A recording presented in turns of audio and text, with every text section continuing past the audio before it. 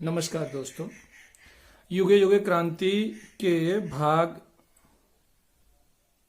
3 में आज आपका हार्दिक स्वागत कर रहा हूं। प्रिय बच्चों, कल के भाग में हमने जो पढ़ा था या पिछले भाग में हमने जो पढ़ा था वह था कल्याण सिंह का संघर्ष। आज के व्याख्यान का जो विषय है उसमें हम युगे युगे क्रांति के जो पुरुष 2 है जिसका नाम है प्यारेलाल, उसके संघर्ष की कहानी को आपके बीच प्रस्तुत कर रहे हैं। तो यह पुरुष 2 जो है प्यारेलाल है, जो कि कल्याण सिंह का बेटा है और नाटक में 1901 के आसपास की जो पीढ़ी है उसका प्रतिनिधित्व कर रहा है।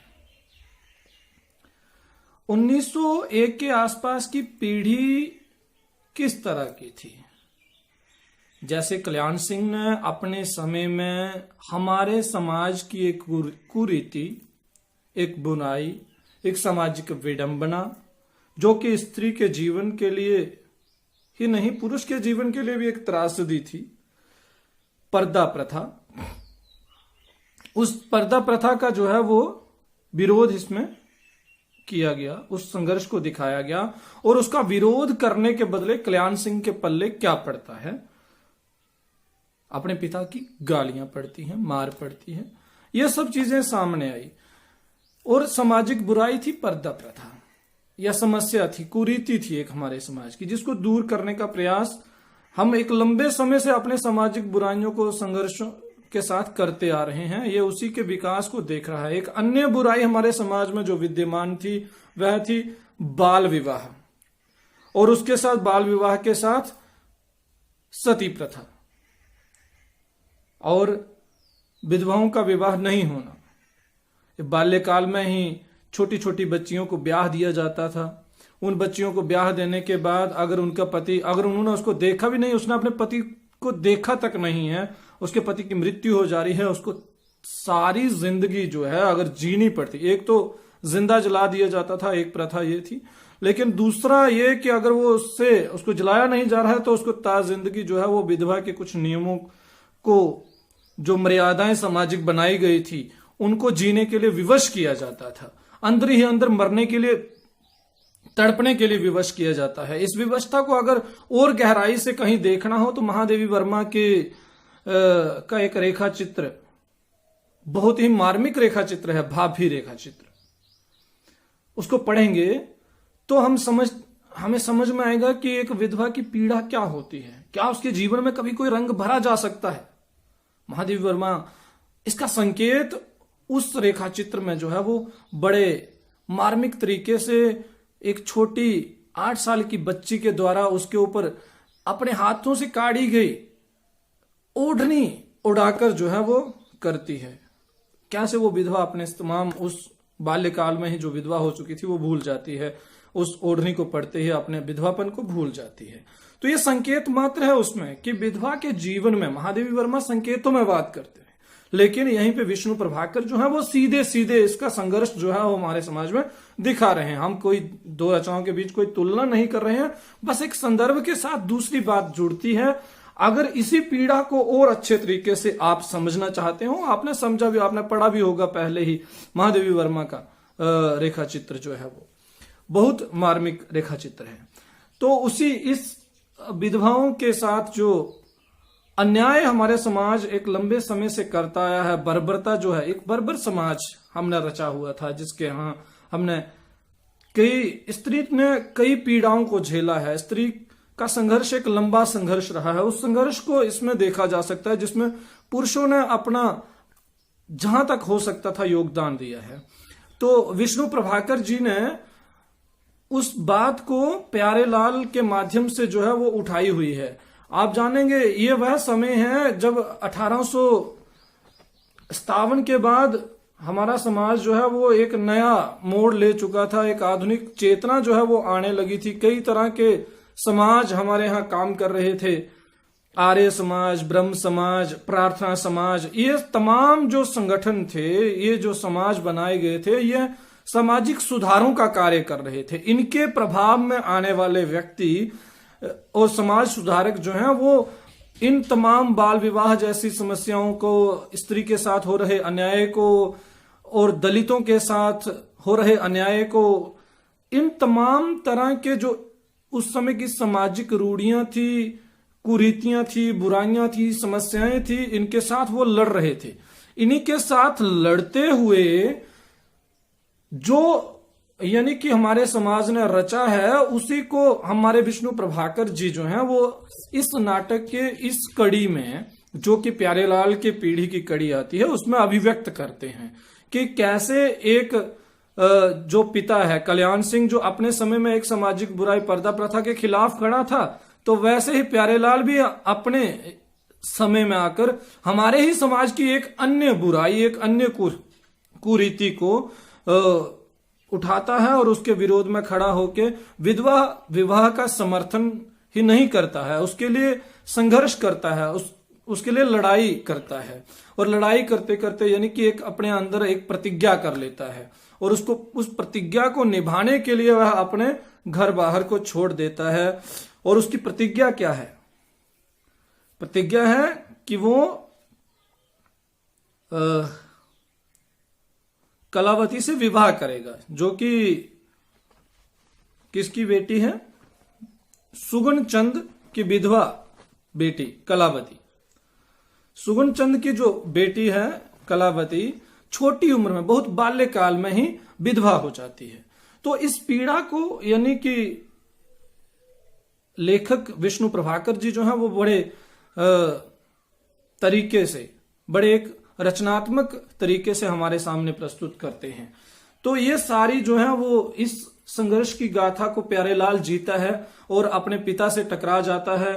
अपने वही पिता जो कल तक आधुनिक विचारों को, एक बुराइयों का या सामाजिक बुराई का विरोध कर रहा था, वही पिता आज आकर उसके साथ एक प्रतिक्रियावादी व्यवहार कर रहा है, आक्रामक हो गया है, अपने तमाम धर्मों, संस्कृति, परंपरा, इन तमाम चीजों का ठेकेदार बन चुका है और उसको जो है वो अपने बेटे को जो है वो प्रताड़ित कर रहा है और यहां तक कि उसको मारता है, पीटता है और उसको अपना घर छोड़कर जो है वो निकल जाना पड़ता है। अंततः वह अपनी प्रतिज्ञा को पूरा करता है। तो ये थी कहानी।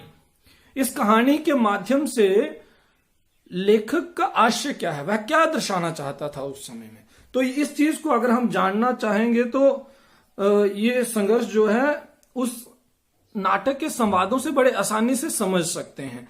प्यारेलाल के इस संवाद से इस कहानी के बीज वस्तु को आसानी से समझा जा सकता है। प्यारेलाल कहता है, शुरुआत ही नाटक में इसकी यहां से होती है कि वो कहता है कि मैं कहता हूं मां, पुरुष को जब एक से अधिक शादी करने का अधिकार है तो नारी ने ही कौन सा अपराध किया है। पुरुष एक स्त्री के जीते जी दूसरी स्त्री ला सकता है, लेकिन नारी भरी जवानी में और जवानी में ही क्यों, बचपन में ही पति के मर जाने पर दूसरी शादी नहीं कर सकती। उसने अपने पति को आंख उठाकर देखा तक नहीं, छोटी सी नादान उम्र में ही वह विधवा हो गई। वह यह भी नहीं जानती जिंदगी किस चिड़िया का नाम है, विवाह होता क्या है, लेकिन यह बर्बर समाज उसे दूसरा विवाह करने का अधिकार नहीं देता है। हां, तड़पने का अधिकार जरूर देता है। यह है मुख्य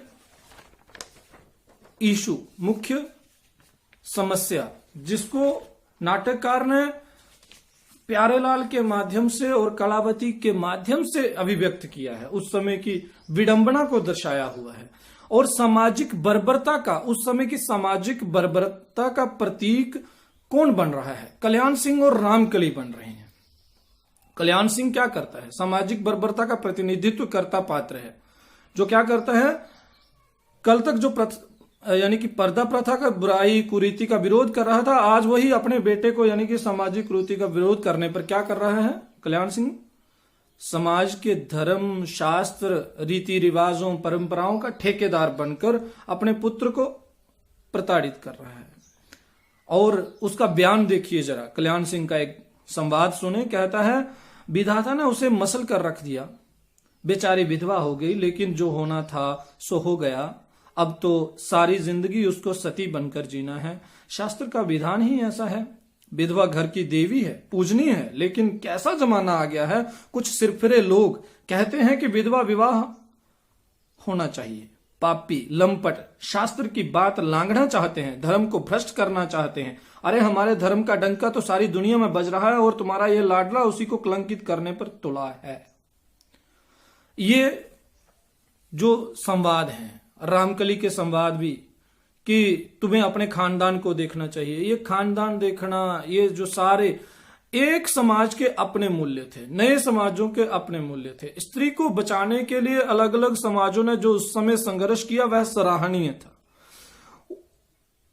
इसी तरह से आर्य समाज के साथ ये जुड़ा हुआ, समाज सुधारकों के साथ जुड़ा हुआ व्यक्तित्व है प्यारेलाल, जो स्त्रियों के अधिकार के लिए, विधवाओं के अधिकार के लिए लड़ रहा है, जो समाज में विधवाओं को सम्मान देना चाहता है और उनको जीवन दान देना चाहता है। उस समय, खासकर उस समय विधवाओं के इन प्रश्नों को उठाना विधवा को जीवन दान देने जैसा था। तो ये पूरी कहानी जो है वो इस तरह से चलती है कि जिसमें एक विधवा के साथ कैसा व्यवहार किया जा रहा है और ये समाज उसके साथ किस तरह का सलूक करता है। सारा निष्कर्ष इस जगह पे निकाला जाए, अगर देखा जाए तो आज जिस समाज में हम पहुंचे हैं, कहानियां ये बता रही हैं ये छोटी छोटी, कि उसके पीछे हमारे समाज के अलग अलग व्यक्तियों ने अपने स्तर पर कई तरह की चुनौतियों के साथ लड़ा। तब आज हम इस समाज में एक खुले वातावरण में, जो कि अभी भी हम विधवाओं के उस अधिकार को अभी भी नहीं दे पाए हैं। हमारे समाज में विधवाओं के लिए वो सारी चीजें आज भी नहीं उपलब्ध करवाई जा सकती हैं, पर फिर भी सामाजिक तौर पर नई पढ़ाई ने, नई शिक्षा ने आकर बहुत सारा हमारा जो है वो परिवर्तन किया है और स्त्री को एक सशक्त जीवन जीने के लिए, एक अच्छा जीवन जीने के लिए उसको प्रेरणा दी है। इसी की अगली कड़ी जाके हमें प्यारेलाल की बेटी में दिखाई देती है, जो उस समय के जनता के संघर्षों के साथ जुड़ती है, गांधी जी के आंदोलन के साथ जुड़ती है, जिसके बारे में हम कल पढ़ेंगे, अगले वीडियो में पढ़ेंगे, जिसमें यानी कि शारदा नाम का जो पात्र है, जो कि प्यारेलाल की बेटी है, कलावती की बेटी है, जो जाके यानी कि असहयोग आंदोलन और गांधी जी का जो आंदोलन थे उनके साथ जुड़ती है और सामाजिक ही नहीं राजनीतिक क्रांति में भी अपना सहयोग देने के लिए बाहर आती है, जिसको पुलिस के डंडे खाने पड़ते हैं, पिता से भी डांट खानी पड़ती है और कई तरह का जो है वो संघर्ष उसको जो है वो झेलना पड़ता है।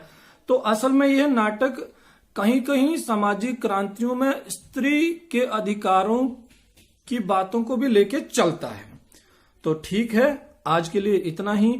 वीडियो को सब्सक्राइब जरूर कर लें चैनल को और वीडियो को शेयर करें, ज्यादा से ज्यादा बच्चों के साथ शेयर कर लें। इसमें से जो काम की बातें हों, ये सारी बातें जो आपसे कर रहा हूं, ये आपको प्रश्न बनाने में काम आएंगे। आप अपने जो मैंने बीच में कोटेशंस बोली हैं, इसको आप जरा ध्यान में रखेंगे।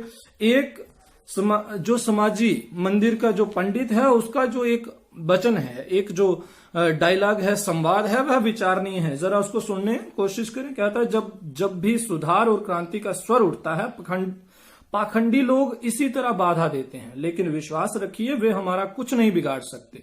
शोर मचाने वाले कायर होते हैं, उनमें क्रांति का सामना करने का साहस नहीं होता। कायर कभी सदाचारी नहीं हो सकता है।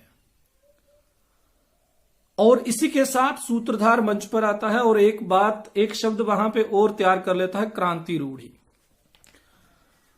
तो आज जो क्रांतिकारी बनके चल रहा था, वही हमने जो आज कदम उठाया, कल को वो रूढ़ हो जाता है समाज में। यही क्रांति रूढ़ी हो जाती है। जो आज क्रांति कर रहा था, वही कल को अड़ जाता है अगली वाली क्रांति के आगे रास्ते में। नए विचारों के आने के साथ नई अंगड़ाई समाज जो है वो अलग अलग समय में लेता आया है। तो जब भी उसने कोई नई करवट बदलनी होती है, कुछ नए लोग, नए विचारों के लोग आके आते हैं, तो ये नए पुराने का संघर्ष लंबा संघर्ष है, ऐतिहासिक संघर्ष है, जो कि चलता आया है और चलता रहेगा। तो इसी के साथ धन्यवाद, नमस्कार। चैनल को सब्सक्राइब करें और जो पढ़ाया गया है उसके ऊपर काम करें और आगे पढ़ें। हम इसी तरह से अपनी जो किस्तें हैं वो जारी रखेंगे। अपना सहयोग दें, प्यार दें। धन्यवाद, नमस्कार।